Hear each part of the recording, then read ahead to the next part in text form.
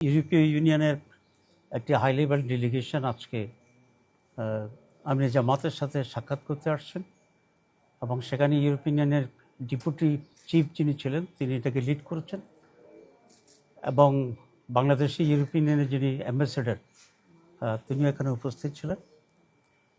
দীর্ঘ সময় ধরে আলোচনা হয়েছে। আলোচনার মূল কনসেন্ট্রেশন ছিল আগামী নির্বাচন, তারপর অবজারভার পাঠানোর যে বিষয়টি এবং একটা এগ্রিমেন্ট করা বাংলাদেশ এবং ইউরোপীয় ইউনিয়নের সাথে, রোহিঙ্গা ইস্যু, এই সব কিছু মিলেই আলোচনা হয়েছে। আমরা বলেছি যে বাংলাদেশে একটা ফেয়ার এবং ক্রেডিবল ইলেকশন অত্যন্ত জরুরি, কারণ বিগত 55 বছরে বাংলাদেশের যে ক্রাইসিস তৈরি হয়েছিল এর অন্যতম প্রধান কারণ ছিল সুষ্ঠু এবং সঠিক নির্বাচনের অভাব। এবং আমরা এটা দৃঢ়ভাবে বিশ্বাস করি এই যে স্টেলমেটটা তৈরি হয়েছে বাংলাদেশের রাজনীতির অঙ্গনে, এটার জন্য আজকে অত্যন্ত প্রয়োজন হচ্ছে আগামী একটি সুষ্ঠু এবং অবাধ নির্বাচন।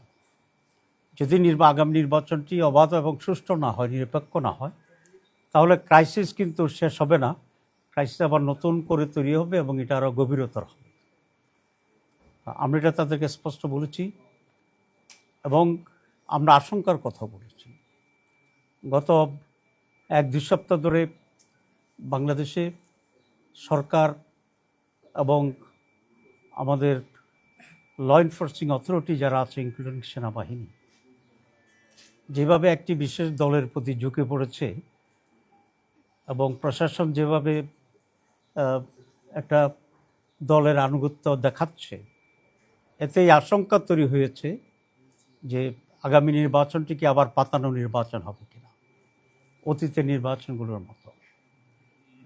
আমরা মনে করি এর ধরনের পাতানো নির্বাচন বাংলাদেশকে ধ্বংসের দিকে নিয়ে যাবে। আমরা ইলেকশন কমিশন, গভর্নমেন্ট এবং অল আদার ইনভলভড অথরিটির কাছে আবেদন করি তারা যেন এখনই এ ব্যাপারে নিরপেক্ষ হয় এবং বাংলাদেশকে সেভ করার জন্য তারা ভূমিকা পালন করে। ইউরোপিয়ান বলেছে তারা হায়েস্ট নাম্বার অফ অবজারভার এখানে পাঠাবে এবং বলা যায় এই নির্বাচনেই তারা বিদেশি পর্যবেক্ষক পাঠানোর জন্যে তারা এগ্রি করেছে এবং বাংলাদেশে করেছে, কারণ এর আগের নির্বাচনগুলো আসলে পার্টিসিপেটরি ছিল না। আমরা বলেছি আমরা এটাকে ওয়েলকাম করি।